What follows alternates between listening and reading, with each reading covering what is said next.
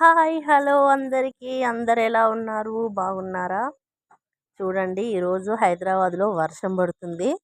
వేడి వేడిగా ఏదన్నా చేయి మమ్మీ ఏదన్నా చేయి మమ్మీ అని పిల్లలు అడుగుతుంటే నేను మాత్రం పెసరట్లు వేసానండి. చూడండి వేడి వేడిగా పెసరట్లు వేసాను.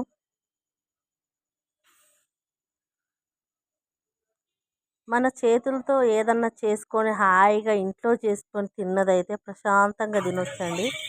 బయట ఏం ఆయిల్ వేసి చేస్తారో ఏది వేసి చేస్తారో ఇప్పుడు ఉన్న పరిస్థితికి బయట ఏమన్నా తెచ్చుకొని తినాలన్నా కూడా చాలా ఇబ్బంది ఉన్నది.